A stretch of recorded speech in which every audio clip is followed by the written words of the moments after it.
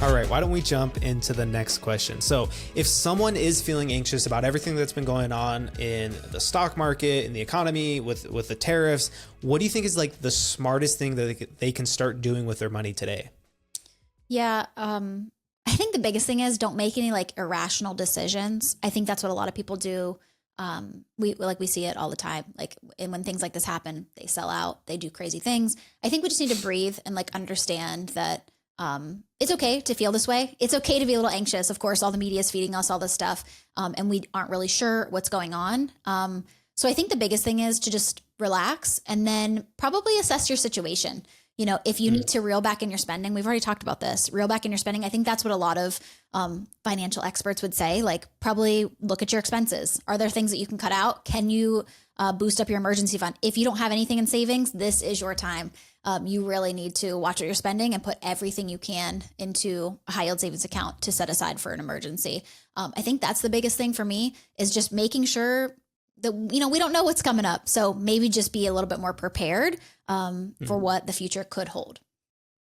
Yeah, no, I completely agree. Like, I think people are more at risk of harming their finances if they try to make a decision out of like fear or anxiety, as opposed to just standing there doing nothing and just continuing on. And like I said it before, but like, you know, if you've been following like a solid plan, you feel good about how you've been managing your finances, like things probably don't need to drastically change. And like you said, like, yeah, my wife and I, we've been padding up our emergency fund a little bit. It's not like we're doubling it in size and now it needs to last us like 2 years or, you know, like we're padding it up a little bit and we're saying like, hey, are there areas in our budget where one, can we cut back a little bit now, not feel too much pain? And then two, if we needed to, what could we cut and what would our numbers look like? You know, it's more so about just planning ahead a little bit, being a little bit prepared.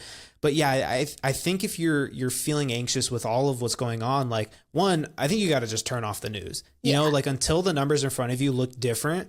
Like, I don't think there's any need to take like a drastically change your action plan. You know, like I think too many people get stuck watching the news, believe everything that's being said, and then they change their whole plan. And it's like, you probably would have been fine if you just stuck to your plan, stuck to your guns and just held steady. Yeah, for sure. And I think, you know, I think this time is usually a wake up call for people who haven't been doing this with their money. So, you know, I think, like I said before, I think the biggest thing is, and what like a lot of financial people are talking about is, you know, not carrying high interest credit card debt, which I know a lot of people are, because those interest rates could start to tick up, which just creates a bigger issue. Decreasing your spending and then buffering yourself with an emergency fund, just because we don't know what's happening in the long term, which I think would help you feel less anxious if you had some sort of money to fall back on. Just a thought there. No, I'm so glad you said that, because I saw another question online where someone was like, you know, with the talks of a recession coming, should I continue my debt payoff journey, try to get my debt paid off, or should I pause it, you know, make the minimum payments, of course, and then pad up my emergency fund? And like the very first reply, which had like a ton of likes on it, was like, man, if there's a recession, being debt free is a huge bonus. Yeah. I'm like, that's exactly right. Like, I don't think your plan needs to drastically change yet. You know, if things evolve a little bit more rapidly, or if we see drastic changes in how much things are costing or whatever it is, you know, then there's an argument for, you know, course correcting. And that's very different than changing your entire plan, course correcting a little bit. Yeah. But I think if you're in that position, like paying off debt, building up an emergency fund, starting to invest, like it's the same plan. You know, I think if you follow it in that order, like you're going to come out on top. Yeah. Now, when I was going through my debt-free journey, the tail end of it was into COVID.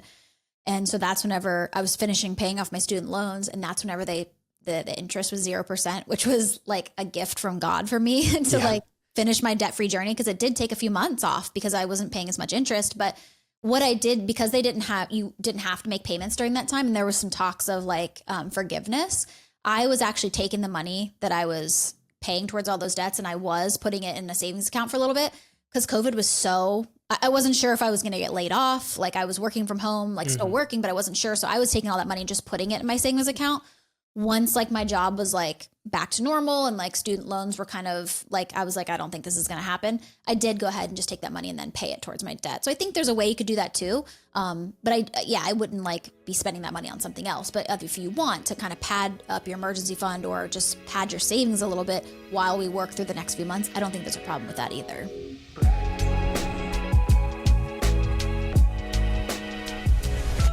The information, opinions, and recommendations provided on this podcast are for entertainment purposes only and do not constitute professional financial advice. Any financial decisions you make based on the content of this podcast are your responsibility. We strongly recommend consulting with a licensed financial advisor or other qualified professional before making any significant financial decisions. By listening to this podcast, you acknowledge that we are not liable for any financial outcomes.